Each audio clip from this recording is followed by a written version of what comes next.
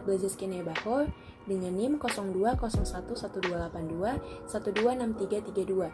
Saya dari kelas B Pancasila. Di sini, saya akan menjelaskan secara singkat materi tentang konsep dan urgensi Pancasila sebagai dasar nilai pengembangan ilmu. Yang pertama, saya akan membahas tentang pengertian Pancasila sebagai dasar pengembangan ilmu. Pancasila sebagai dasar pengembangan ilmu memiliki arti bahwa Pancasila itu sendiri merupakan pedoman dalam pengembangan ilmu pengetahuan dan teknologi. Pancasila dijadikan sebagai dasar pengembangan ilmu, diharapkan memberikan dampak luas dan kemaslahatan kehidupan bangsa Indonesia.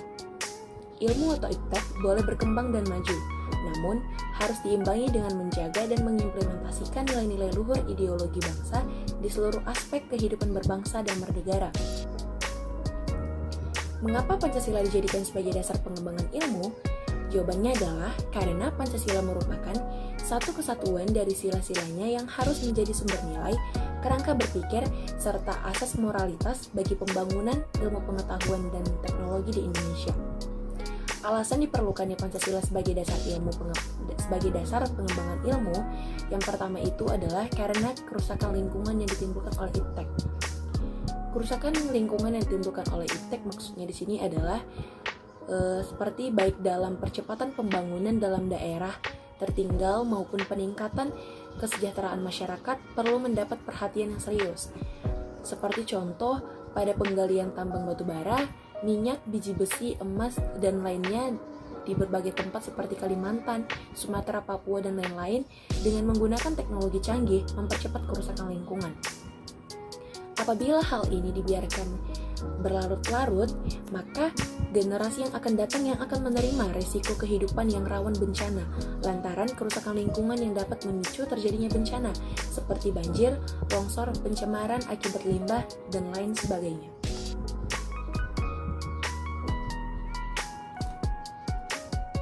Dan yang kedua itu alasannya adalah karena penjabaran sila-sila Pancasila sebagai dasar nilai pengembangan iptek dapat menjadi sarana untuk mengontrol dan mengendalikan kemajuan iptek yang berpengaruh pada cara berpikir dan bertindak masyarakat yang cenderung pragmatis. Dan yang terakhir adalah karena nilai-nilai kearifan lokal yang menjadi simbol kehidupan di berbagai daerah mulai digantikan dengan gaya hidup global. Ada beberapa bentuk tantangan terhadap Pancasila sebagai dasar pengembangan iptek di Indonesia. Yang pertama itu kapitalisme. Kapitalisme yang sebagai penguasa perekonomian dunia, termasuk Indonesia, mengakibatkan ruang penerapan nilai-nilai Pancasila sebagai dasar pengembangan ilmu menjadi terbatas. Dan yang kedua itu globalisasi. Globalisasi yang menyebabkan lemahnya daya saing bangsa Indonesia dalam perkembangan iptek. Dan yang ketiga itu adalah konsumerisme. Konsumerisme menyebabkan negara Indonesia menjadi pasar bagi produk teknologi negara lain yang lebih maju ipteknya. Dan yang terakhir adalah pragmatisme.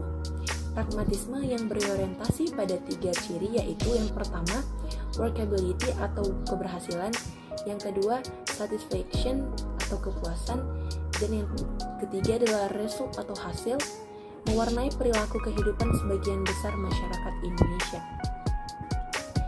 Tetapi ada cara untuk mengatasi tantangan dalam Pancasila sebagai dasar pengembangan ilmu tersebut. Yang pertama adalah, dalam pengembangan iptek, Pancasila harus dijadikan sebagai tolak ukur, sebagai penyaring budaya asing yang masuk ke Indonesia dan sebagai alat kontrol. Dan yang kedua adalah, Pancasila dijadikan sebagai sumber motivasi, serta dijadikan sebagai dasar dalam pengembangan iptek dan ini sudah dibuktikan. Dan yang ketiga adalah Pancasila dalam pengembangan iptek memiliki nilai-nilai yang mengandung 3 dimensi, yaitu dimensi ontologis, dimensi epistemologis, dan dimensi aksikologis peranan Pancasila dalam mengembangkan iptek. Dan materi berikutnya itu adalah mengenai tentang esensi dan urgensi Pancasila sebagai dasar nilai pengembangan ilmu. Pancasila memiliki peranan penting sebagai yang pertama itu filtrasi, yang kedua sebagai tolak ukur, dan yang ketiga itu sebagai alat kontrol. Yang pertama, sebagai filtrasi. Artinya Pancasila berperan sebagai filtrasi masuknya budaya asing ke Indonesia. Artinya Pancasila dapat mengambil peran untuk memfilter budaya-budaya asing yang tidak sesuai dengan kebudayaan Pancasila itu sendiri. Sehingga Indonesia masih mempertahankan ciri khas dan atau integritas bangsa tanpa ketinggalan zaman di era globalisasi. Dan yang kedua sebagai tolak ukur. Artinya, dalam perkembangan iptek tidak selalu bernilai positif, namun ada juga yang bernilai negatif. Oleh karena itu, Pancasila di sini berperan untuk mengukur baik buruknya perkembangan iptek tersebut. Dan yang ketiga adalah sebagai alat kontrol. Dengan adanya nilai-nilai Pancasila, perkembangan iptek dapat terkontrol. Sebagai contoh, cloning dan bom nuklir dan yang lain-lainnya. Dan dari penjelasan yang telah saya sampaikan tadi, kita bisa menyimpulkan bahwa Pancasila sebagai dasar nilai pengembangan ilmu memiliki arti bahwa nilai dari Pancasila itu sendiri merupakan pedoman dalam pengembangan ilmu pengetahuan dan teknologi. Pancasila merupakan acuan atau pedoman dalam pengembangan iptek. Oleh karena itu, kemajuan dan perkembangan iptek sangat diperlukan dalam upaya mempertahankan segala kekayaan yang dimiliki oleh Indonesia serta menjawab segala tantangan zaman.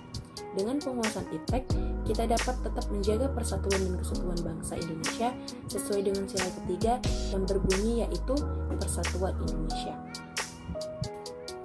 Sekian penjelasan yang dapat saya sampaikan. Apabila ada kesalahan dalam penyampaian, saya mohon maaf. Saya pamit undur diri, saya ucapkan terima kasih.